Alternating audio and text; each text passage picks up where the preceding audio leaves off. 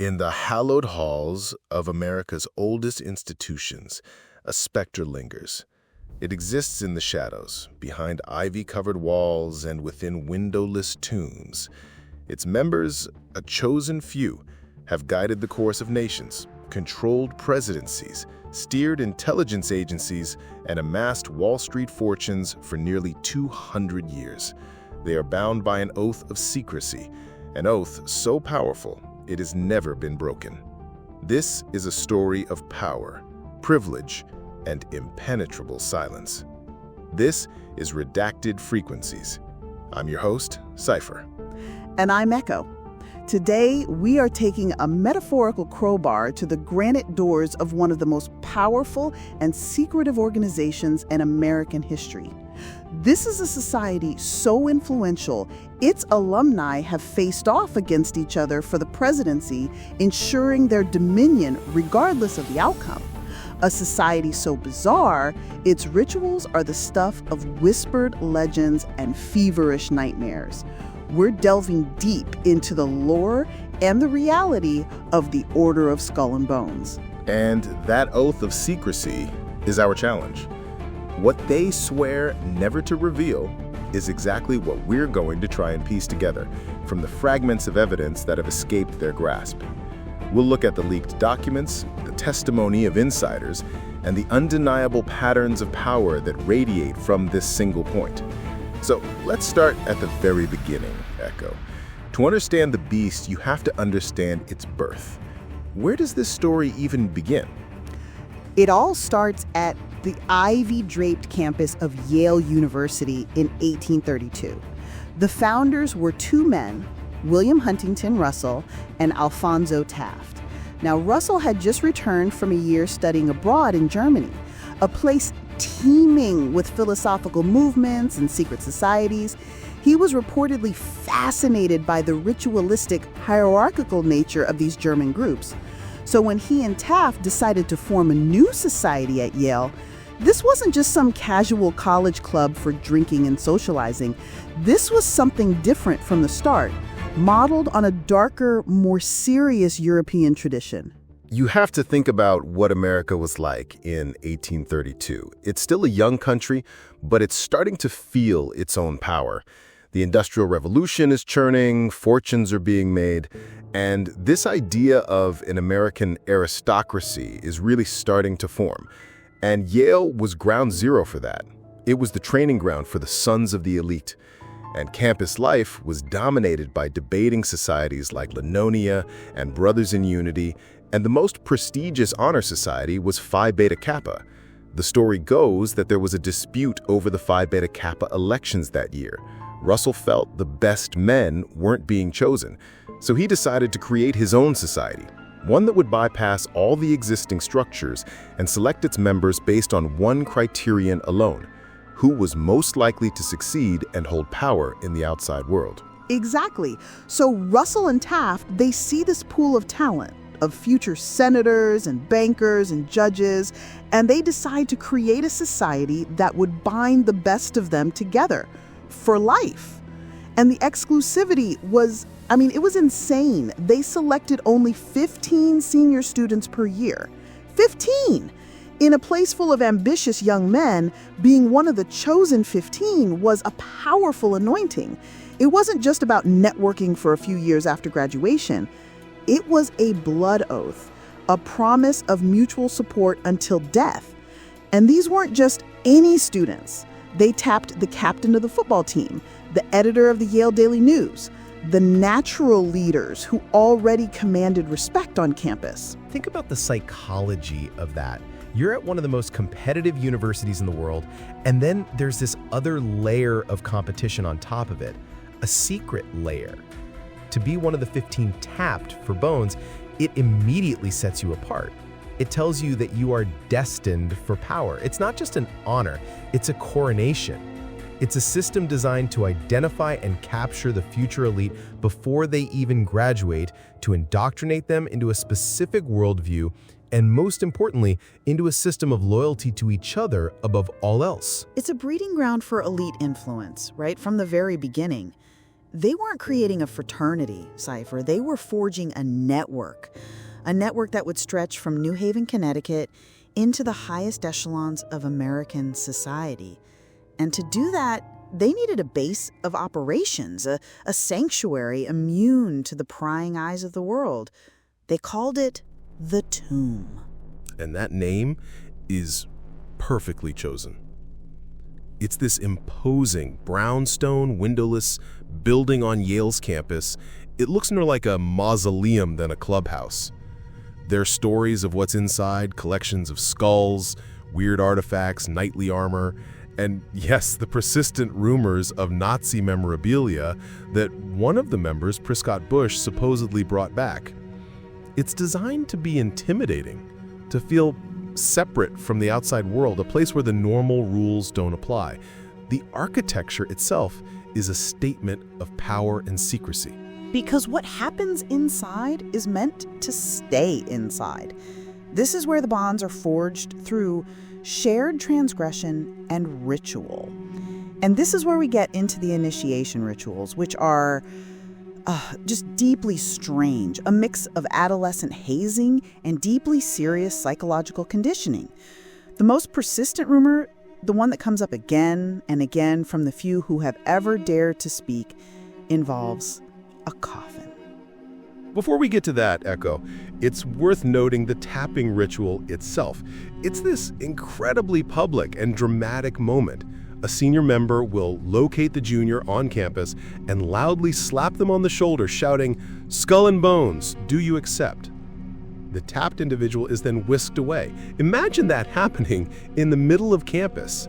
It's pure theater, designed to reinforce their status as the chosen. It's not just a secret, it's a public secret, which is a very different and more powerful thing. Right. The initiate, or the neophyte, is supposedly forced to lie naked in a coffin.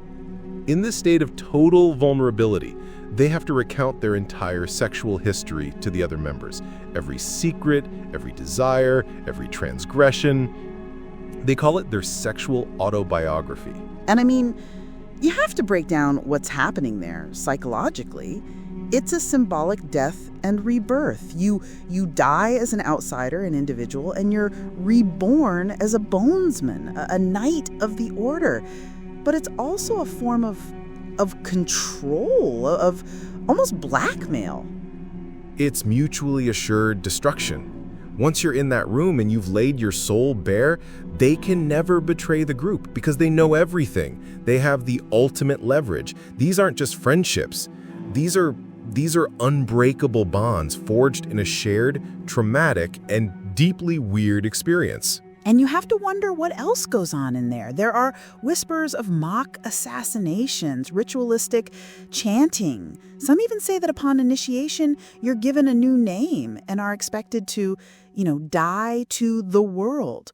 From that point on, your primary loyalty is to the order, not to your family, not to your country, but to the other 14 men in that room with you. And this is where it stops being a strange college club and starts becoming something with a tangible impact on the real world. This isn't just about weird rituals, it's about what happens after they leave Yale.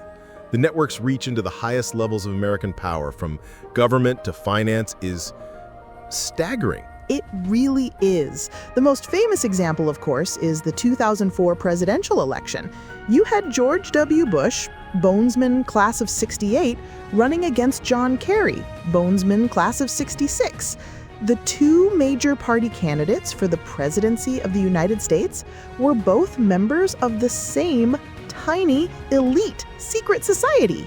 And when reporters asked them about it, they both gave almost identical, dismissive answers. It's a secret, they'd say, and laugh it off. But think about the implications of that. It's a heads I win, tails you lose scenario for Skull and Bones. No matter who won the election, a bonesman was going to be in the Oval Office. How is that democratic? It's not just the presidency. The Bush family is a bones dynasty. Prescott Bush, George H.W. Bush, George W. Bush, all members. They've shaped American policy for generations. And then you look at the intelligence community. The CIA was practically built by Yale men, many with ties to these societies. William F. Buckley Jr., a key conservative figure and CIA officer, was a bonesman. This is the core of the so-called deep state theory, isn't it? The idea of a network of unelected, unaccountable individuals who are really pulling the strings. It's not some shadowy cabal in a volcano lair. It's a group of guys who went to the same college, joined the same club, and promised to look out for each other forever.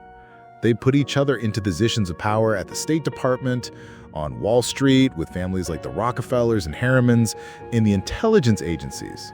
So is that what we're talking about here, Cypher? Is Skull and Bones a shadow government? I don't know if I'd call it a single government, but it is, without a doubt, a shadow network. A system of power and influence that operates completely outside of public view and accountability. And a huge part of how they maintain that is through their symbolism and their obsession with secrecy. Yes, the symbolism. Let's talk about the number, 322. It's everywhere in their lore. It's on their emblem, below the skull and crossbones. What does it even mean? Well, there are a couple of dominant theories. The one you'll find in most mainstream books is that it represents the year 322 BC, which is the year the Athenian orator Demosthenes died. The story goes that after Alexander the Great died, Demosthenes gave a speech urging Athens to rise up against the Macedonians. The uprising failed, and he took his own life rather than be captured. So the idea there is that the goddess of democracy, Eulogia, had to flee Earth and take up residence with Skull and Bones? It's very grandiose, very self-important. We are the guardians of democracy in a world that has fallen. Right, but there's another theory, one that's a bit more conspiratorial. It suggests that William Russell, the founder, spent some time studying in Germany before creating Skull and Bones. And the theory is that he was initiated into a chapter of a German secret society.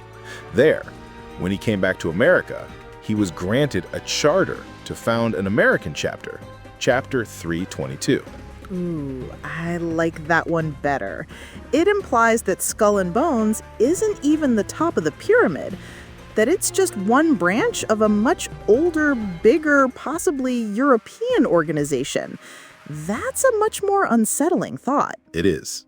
And when you couple that with their main emblem, the skull and crossbones, it's a memento mori, a reminder of death, but it's also a symbol of poison, of piracy. It's an outlaw symbol. It's a statement that they operate under their own laws, not ours. And the fact that they've kept this all under wraps for almost 200 years is a testament to their power and discipline. The code of silence is absolute. Which, of course, just fuels the fire of all the controversies and conspiracy theories surrounding them. And there are some really wild ones. I think the most famous, and honestly, the most disturbing, is the story about Geronimo's skull. This one is... this is a dark one. The story goes that in 1918, a group of bonesmen stationed at Fort Sill, Oklahoma, including Prescott Bush, yes, that Prescott Bush, desecrated the grave of the legendary Apache warrior Geronimo. They allegedly stole his skull, some of his bones, and a saddle horn. And this isn't just a rumor. There's a letter from one bonesman to another that was discovered describing the whole thing. Geronimo's descendants have even sued Skull and Bones to try and get the remains back. They believe that until his body is properly laid to rest, his spirit can't be free. The question is, why? Why steal it? Is it just a trophy, or is it something more ritualistic? Is there a belief that possessing the skull of a powerful enemy gives you some of his power? It's macabre, it's ghoulish, and it speaks to a level of entitlement and arrogance that is just off the charts. From there, the theories just get bigger.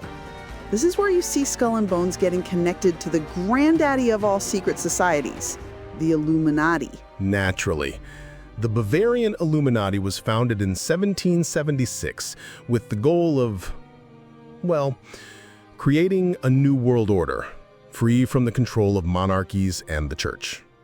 They were supposedly stamped out, but the theory is that they just went underground. That German connection we talked about with the number 322, that's the link. The idea is that Skull and Bones is the modern American branch of the Illuminati, continuing its work of infiltrating governments and steering the world toward a predetermined outcome. And this is where it gets hard to separate plausible reality from pure speculation. We know Skull and Bones is real. We know its members are powerful. We know they are secretive. The Illuminati connection, the grand conspiracies, that's a leap. But it's a leap that people are willing to take because the society itself is so secretive and so strange. They create the vacuum, and conspiracy theories rush in to fill it. Exactly.